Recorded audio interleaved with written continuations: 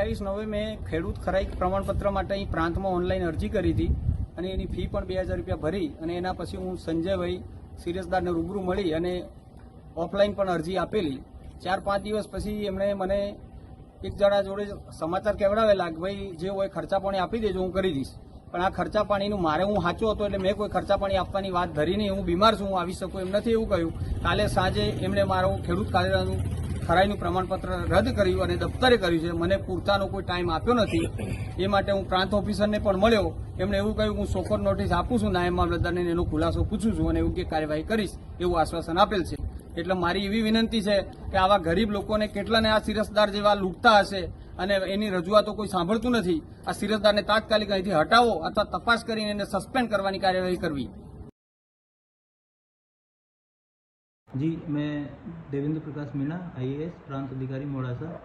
आज एक अर्जदार पोपटभाई सोमाभाई ने उनका जो खेडूत खातेदार है वो अर्जी दफ्तरी होने के आरोप के सिलसिले में मेरे सिरसदार के ऊपर कुछ गंभीर आरोप लगाए थे। तो मैं उसी के संदर्भ में आपसे खुलासा करना चाहता हूँ। सबसे पहले तो मैं आपको बता देना चाहता हूँ कि जो हमने अर्जी दफ्तरे की है वो उनके नाम में विसंगतता है, इसके रिगार्डिंग की थी। तो उनके अर्जदार का नाम पोपटभाई सोमाभाई पटेल है, जबकि उनके फादर का नाम सोमचंद कांजी। तो नाम में ये विसंगतता है और इसके रिगार्डिंग आज सुबह अर्जदार यहाँ पे रूबरू मिलने भी आए थे। तो मैंने उनको समझा दिया कि आप 300 रुपये के स्टैम्प पेपर पर आपके नाम की खराई का प्रमाण पत्र दे दीजिए, तो हम आपको ये खेडूत खातेदार प्रमाण पत्र है वो प्रदान कर देंगे। तो इसके रिगार्डिंग उनको समझा दिया गया है। ये फ़ोन बज गया, तो उनको इसके रिगार्डिंग उनको समझा दिया गया है और वो पुनः अर्जी करके जब हमारे पास से खेडूत खातेदार मांगेंगे तो हम 300 रुपये के स्टाम्प वाला जो उनका है प्रमाण पत्र लेके उनको ये खेडूत खराई प्रदान कर देंगे। नमस्कार, जयदीप चौहाण, प्रदेश संगठन मंत्री, आप गुजरात। आज एक सोशल मीडिया अंदर एक आवृत्ति आई है અને એની અંદર કોઈ ખેડૂત ખરાઈ માટે કોઈ ખેડૂત પાસે જેને કહેવાય કે લેતી દેતીનો વ્યવહાર અથવા તો ખર્ચા પાણીના લેવડ દેવડની વાત થઈ છે। ખૂબ દુઃખ થાય છે। અમે આ અગાઉ ઘણી વખત બોલી ચૂક્યા છે અમારા મંચ ઉપરથી કે ભ્રષ્ટાચારે માજા મૂકી છે। આ થોડોક મુદ્દા ઉપર હું તમને કહું કે ટૂંક સમય પહેલી અંદર એક ડુપ્લિકેટ સિંચાઈની ઓફિસ મળે છે અરવલ્લીની અંદર। એનો શું ડેટા, એની તપાસ સમિતિમાં શું તપાસણી થઈ એ આજે અરવલ્લીની પ્રજા સુધી એ મેસેજ પહોંચી શક્યો નથી કે સાચું શું હતું।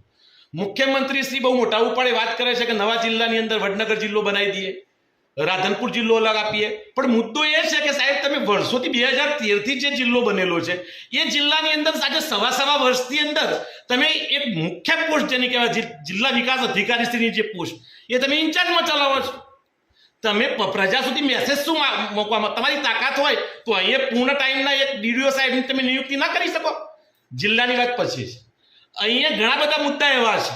દાખલા તરીકે છાસવારે આજની પ્રવૃત્તિની વાત નથી કરતો, છાસવારે લેતી દેતીના એન્ટી કરપ્શનના કેટલાય કેસો સામે આવે છે। મારે આપના માધ્યમથી કહેવું છે કે એક મધ્યાહન ભોજન સંચાલિકાઓ જે તે અમને એવું કહે છે કે અમને જે તે તંત્ર દ્વારા ભાજપના સભ્ય નોંધણીની ફરજ પાડવામાં આવે છે। સસ્તાના જે દુકાન માલિકો અમારા જોડે આવે છે અને રડતા અવાજે અને દ્રવિત અવાજે અમારા સામે બોલે છે કે અમને અમારા લાયસન્સ કન્ટિન્યુ રહે માટે અમને પ્રેશરાઇઝ તંત્ર દ્વારા કરવામાં આવે છે કે તમારે ફરજિયાતપણે સભ્ય નોંધણી કરવાની છે। તમે આ રીતે દેશને મોટો કરવા માંગે છે અને વહીવટી તંત્રને પણ ખરું કહું છું કે તમે ખરેખર તમે સાહેબ તમારામાં સેજ પણ સ્નેહ શરમ બચી હોય ને તો હું એટલું ચોક્કસથી કહું છું અને એક જેને કહેવાય જવાબદાર ભારતના નાગરિક તરીકે નિવેદન આપું છું કે જો મારું ભારત દેશનું સમગ્ર વહીવટ તંત્ર એનું મૂળ નિયમમાં કામ કરે ને તો મારા ભારત દેશને અમેરિકા બનાવતો કોઈ રોકી શકે એમ નથી। પણ માફ કરજો, આજે વિકાસ સપ્તાહની ફગટપોટી વાતો ચાલે છે અને વિકાસ સપ્તાહની અંદર તંત્ર કામે લાગી ગયું છે। આજે મધ્યાહન ભોજન સંચાલિકાઓ અમને કહે છે કે સાહેબ અમારું અનાજ સડે છે, ત્યાંથી તપાસ પણ થાય છે, દર મહિને 200 રૂપિયાના પુરવઠા મામલતદારો દ્વારા ઉઘરાણાઓ થાય છે અને આ ઉઘરાણાઓ થાય છે ત્યારે બહુ દુઃખ 100% થવું જાયજ છે। સાહેબશ્રીને જે તે પણ જવાબદાર તંત્રના જે મુખ્ય અધિકારીશ્રી છે એમને કહેવા માંગુ કે સાહેબ ઊંડાણપૂર્વકની તપાસ કરો કે 200 ઉઘરાણા શાના માટે કરવામાં આવે છે। નંબર 1, નંબર 2 કે અનાજનો એટલો બધો તમે પુરવઠો તો આપી દીધો છે કે જે તે પ્રાથમિક શાળાઓની અંદર કે અન્ય જગ્યાએ આ પુરવઠો સચવાય તેમ નથી। તો તો કઈ પરિસ્થિતિ આજે ધનેરા છે, આજે ચોમાસાની ઋતુ અવરોધ પૂર્ણ થઈ છે, એ બહેનોની એવી વેદના છે, સંચાલકોની એવી વેદના છે કે અમારા આટલો સ્ટોક કેવી રીતે સાચવવો. તમે જે ચોખા આપો છો, ચોખા ઉપર પણ સવાલ છે. એની અંદર તમે આખી એક એની અંદર પણ આપણે ખુલ્લી ડિબેટ કરવા માંગીએ છીએ કે ચોખાની અંદર આખું એક જેને કહેવાય કે આવનારા સમયની અંદર જે જનરેશન છે એની અંદર મારા જોડે એવા લેખ પ્રસિદ્ધ થયેલા છે કે જે જેને કહેવાય કે ચોખાની અંદર પ્રોસેસ કરેલા હોય છે અને પાવડર ફોર્મમાંથી અમુક કેમિકલ અંદર ઉમેરો કરી અને ચોખાનો નવો આકાર આપવામાં આવે છે અને આ ચોખા ખાવાથી 100% થેલિસીમિયા થાય છે અને 100% ડાયાબિટીસના રોગી બનાવે છે. એવા પ્રકારનું અનાજ આ મધ્યાહન ભોજનની અંદર આવે એવા અમારા જોડે અહેવાલ મળેલા છે. અને સૌથી અગત્યની પોઈન્ટ ટુ પોઈન્ટ હું ચર્ચા કરવા માંગુ છું કે આજે તમે આંગણવાડી કાર્યકર્તાઓની વાતો કરો છો, આંગણવાડીની અંદર સરસ મજાના તમે સરસ ફૂડ આપો છો. એવી પણ ફરિયાદો છે કે આંગણવાડી કાર્યકર્તાઓને 6 મહિના સુધી એમનું બિલ મળ્યું નથી. જે દીકરા દીકરીઓને તે અનાજ આપવામાં જે પણ ફૂડ આપવામાં આવે છે એના બિલો પણ પેન્ડિંગ છે. શું કરી રહ્યું છે? તમે સપ્તાહો જ ઉજવવા માંગો છો. અને ચર્ચા કરી હોય તો તમે આમંત્રણ આપો, અમે તમને શીખવાડીએ કે કેવી રીતે વહીવટ કરી શકાય. તમને કન્ફ્યુઝન હોય તો હું 100% જવાબદારીપૂર્વક કહું છું કે અમે રસ્તા બતાવીએ કે કેવી રીતે ભ્રષ્ટાચાર રોકી શકાય. ધન્યવાદ. ભારત માતા કી જય. જય જય ગરવી.